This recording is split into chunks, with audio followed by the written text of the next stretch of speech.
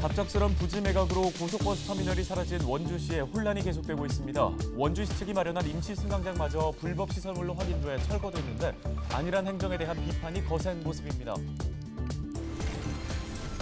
이젠 거리에서 전동 킥보드 심심치 않게 볼 수 있는데 매년 그 수가 증가하고 있습니다. 이에 맞춰 관련 민원도 폭증하고 있는데 일부 지자체는 관련 조례가 없다는 이유로 관리에 손을 놓고 있습니다.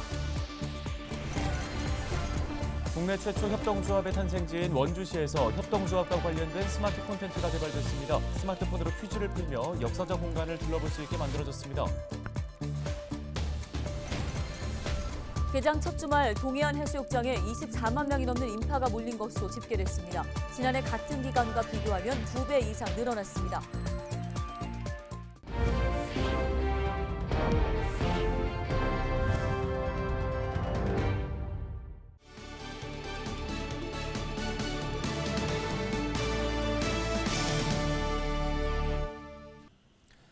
여러분 안녕하십니까? 헬로티비 뉴스입니다. 원주 터미널 사업자가 고속버스 터미널 부지를 매각하면서 버스 운영이 중단될 위기라는 소식을 전해드린 바 있습니다. 원주시는 우선 임시 매표소와 승강장을 마련할 계획이었는데 이마저도 불법 시설물로 확인돼 모두 철거됐습니다. 시민 불편이 우려됩니다. 이다혜 기자입니다. 원주 고속버스 터미널 주변입니다. 터미널 부지 매각 사실이 전해진 뒤 원주시가 사업자 요청에 따라 임시 승강장을 설치했던 곳입니다. 하지만 이곳에 있던 승강장 2곳은 모두 사라졌습니다. 도시계획상 완충 녹지로 시가 설치한 승강장 시설이 불법으로 확인됐기 때문입니다. 완충 녹지는 대기 오염, 소음 등 각종 공해 방지를 위해 마련된 공간으로 건축물이나 시설물 설치가 금지됩니다. 해당 임시 승강장은 차고지 등 교통안전 문제로 인해 원주경찰서 교통안전시설 심의위에서도 부정적인 평가를 받은 바 있습니다. 원주시는 철거된 임시 승강장을 대체할 공간을 아직 찾지 못한 상태입니다. 일단은 승강장은 빨리 설치를 해야 되는 입장인데 지금 심의도 부결이 돼서 그 위치도 안 되고 그래서 일단 내부적으로 좀 더 협의를 검토나 그런 걸 해봐야지 될 것 같아요. 아직까지는 구체적으로 더 진척된 사항은 없습니다. 터미널 부지를 매각한 동부고속도 향후 신규 터미널 운영 여부에 대해 이렇다 할 입장을 내놓지 않고 있습니다. 우선 터미널 인근 빈 점포를 임대해 매표소로 쓰는 방안을 추진 중이지만 승강장 없이는 운영이 불가능합니다. 원주시 번영회 등 지역 시민단체는 원주시와 동부고속을 상대로 법적 대응을 준비 중입니다. 원주시를 상대로 공공시설 관리 소홀에 대한 형사고발에 나서는 한편 터미널 사업자인 동부고속에는 터미널 매각 금액에 대한 부당이득 반환 청구 소송을 제기할 계획입니다. 용도 외 목적 사용과 관련돼서는 민법상의 부당이득 관련된 검토가 가능할 것이다 라고 보고 있고요. 시민단체나 원주 시민들이 원주시와 터미널 사업자를 상대로 해서 어떤 법적 조치를 취하는 것이 원강수 원주시장은 취임 직후 고속터미널 현장을 점검하는 등 문제 해결 의지를 보이고 있습니다. 하지만 임시 승강장 마련이나 터미널 이전 등 대안 마련에는 적지 않은 시일이 걸릴 것으로 보여 당분간 주민 불편이 예상됩니다. 헬로티비 뉴스 이다혜입니다. 요즘 거리를 다니다 보면 공유형 전동 킥보드 타는 시민들 많이 볼 수 있습니다. 그런데 사용 후 아무데나 놓고 가는 이용자들 때문에 불편을 호소하는 시민들이 늘고 있는데요. 민원이 잇따르고 있지만 춘천시는 관련 조례가 없다며 뒷짐만 지고 있는 상황입니다. 전소영 기자가 현장 취재했습니다. 춘천 퇴계동의 한 거리, 차도 위에 공유형 킥보드가 아무렇게나 놓여 있습니다. 곧 자동차가 중앙선을 침범해 킥보드를 피해갑니다. 공유 킥보드는 전용 주차장에 따로 주차하지 않고도 반납할 수 있습니다. 사용 후 어디에나 두고 갈 수 있다 보니 도로 곳곳에 방치되는 겁니다. 춘천시가 파악한 지역 내 공유형 전동 킥보드는 총 2,000여 대. 도로 곳곳에서 보행자와 운전자를 방해하다 보니 관련 민원도 계속해서 늘고 있습니다. 보행자한테 피해 안 주게 그렇게 세워놔야 되는데 그냥 막 세워놓고 그냥 넘어뜨려 놓고 가고 사정이 이런데도 춘천시는 마땅한 해결 방안이 없다는 입장입니다. 도로 위에 방치된 킥보드를 행정기관이 강제로 견인하기 위한 조례 등 근거가 없다는 겁니다. 관련 법규 제정이 안 돼서 아직까지는 공영전동킥보드 관련 견인에 대해서는 할 수 있는 게 없습니다. 반면 원주시는 지난 5월 주차 위반 자동차 견인 관련 조례에 전동 킥보드 조항을 추가했습니다. 당장 9월부터 민원이 접수되면 강제로 견인 조치에 나설 계획입니다. 전동 킥보드 이용자 상당수가 헬멧을 착용하지 않는 안전 문제도 여전합니다. 강원경찰청은 올해 상반기 전동 킥보드 교통법규 위반 행위를 단속해 2,100여 건을 적발했다고 밝혔습니다. 하루 평균 11건씩 적발된 셈인데 올해 도내에서 전동 킥보드 관련 교통사고도 19건이나 발생했습니다. 실제 강원도 내에서 현재 운영 중인 전동 킥보드는 4,500여 대로 추정되는데 1년 전보다 40% 넘게 급증했습니다. 효율적인 개인 이동수단으로 떠오른 공유형 전동 킥보드가 도심의 골칫거리로 전락하고 있습니다. 헬로티비 뉴스 전소연입니다. 강원대학교와 한국수력원자력이 8일 지역 인재 양성을 위한 업무 협약을 체결했습니다. 두 기관은 오는 2023년까지 춘천시 신부급에 위치한 한강수력본부에서 신규 연구과제를 개발하고 인력 교류 협력을 강화할 계획입니다. 이번 협약을 통해 산학연 협력 체계를 구축해 지역사회 발전에 기여할 수 있을 것으로 기대했습니다. 동해안 해수욕장 개장 후 첫 주말 동안 24만 명의 피서객이 몰린 것으로 집계됐습니다. 11일 강원도 환동해본부가 집계한 자료를 보면 지난 9일 15만 2천여 명이 강릉과 양양 지역 해수욕장을 찾았으며 10일에는 9만 명이 방문했습니다. 이 같은 수치는 지난해 해수욕장 개장 첫 주말 9만 8천여 명과 비교해 2배 이상 늘어난 수치입니다. 동해안에서는 지난 8일 강릉과 양양 지역 해수욕장 36곳이 개장한 데 이어 9일에는 속초 지역 해수욕장 3곳이 문을 열었습니다. 원주는 우리나라 협동조합의 태생지로 불립니다. 지학순 주교와 장일순 선생의 주도로 신용, 의료, 또 생활협동조합 등 다양한 형태의 협동조합이 만들어졌기 때문인데요. 네, 이런 원주의 협동조합과 관련된 역사 깊은 공간들을 둘러볼 수 있는 여행 서비스가 개발됐습니다.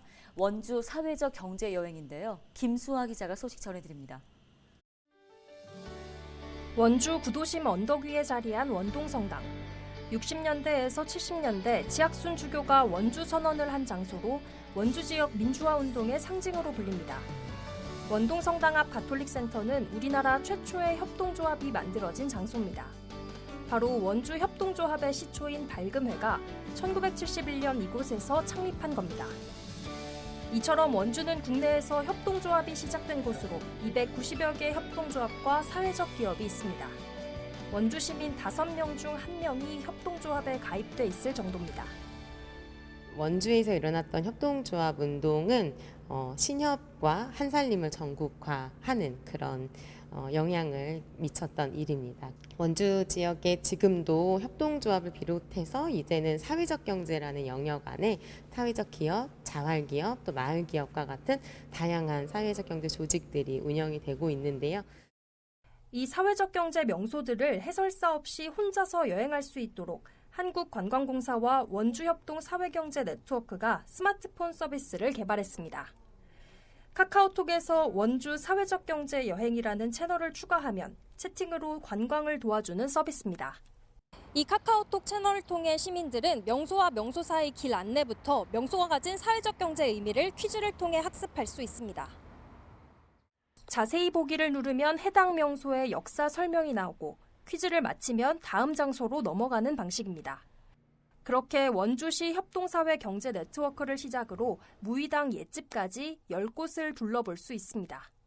원주 시민들은 이미 잘 알고 있는 관광 명소이긴 하지만 사회적 경제라는 개념을 도입을 하고 스토리텔링을 도입함으로써 시민들이 좀 더 원주를 알게 되고 자부심을 느끼고 있습니다. 관광하면서 쓰레기를 주우면 봉사 시간도 인정해주는 등 중고등학생들의 참여도 유도하고 있습니다. 이제 이번 사회적 경제 여행의 최종 목적지입니다. 이곳은 무의당 장일순 선생이 생전 사셨던 곳인데요. 원주시의 사회적 경제 역사와 의미를 이해할 수 있는 이번 여행이 원주시의 새로운 관광 코스가 될 것으로 기대됩니다. 지금까지 헬로티비 뉴스 김수아입니다.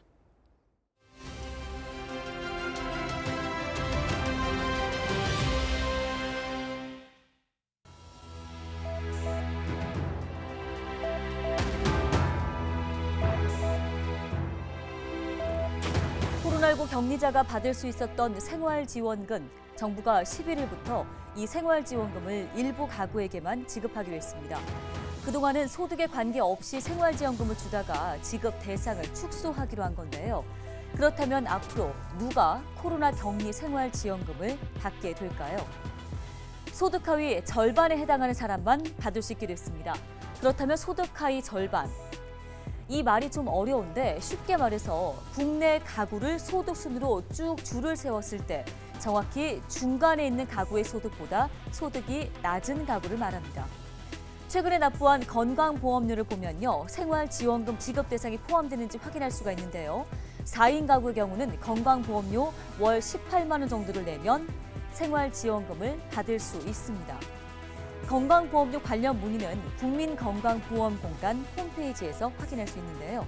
생활지원금 지급액은 종전과 동일합니다. 1인 가구는 10만 원, 2인 가구 이상은 15만 원이 지급됩니다. 정부는 코로나 격리자 생활지원금 지급 대상을 축소함과 동시에 코로나19 격리자 유급 휴가비 지원 대상도 줄였습니다. 코로나19 격리자 유급 휴가비는 코로나로 격리된 근로자에게 유급 휴가를 준 기업을 대상으로 정부가 주는 지원금이죠. 그동안은 모든 중소기업이 지급 대상이었는데요. 11일부터 종사자 수 30인 미만인 기업에게만 지급됩니다. 지급 대상에 해당하는 기업은 전체 중소기업의 75.3% 수준입니다. 데일리 브리핑이었습니다.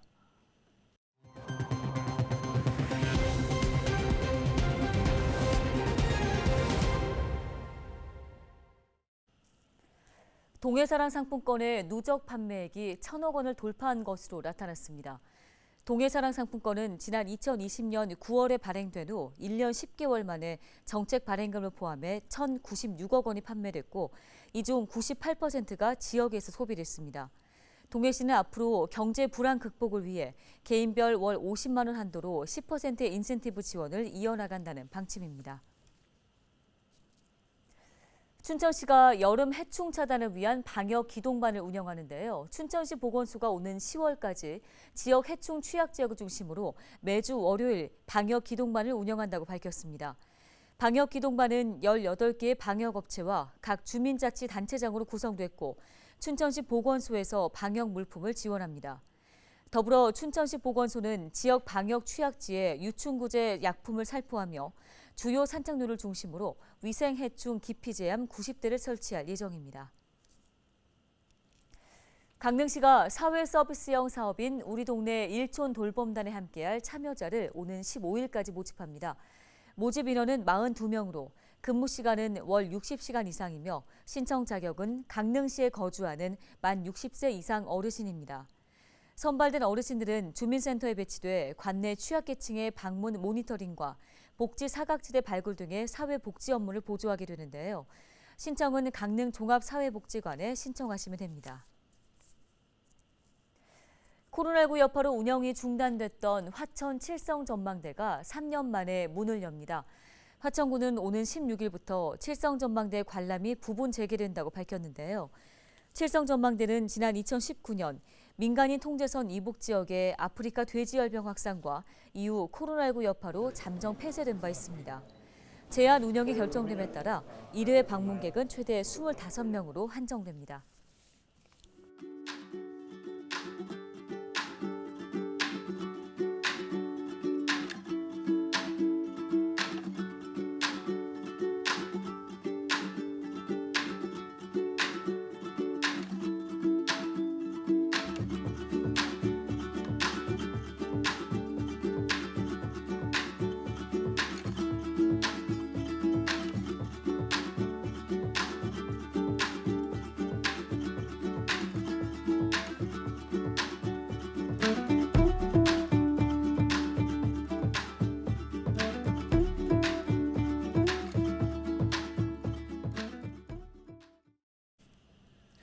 오늘 저희 헬로티비 뉴스가 준비한 소식은 여기까지입니다. 시청해주신 여러분 고맙습니다.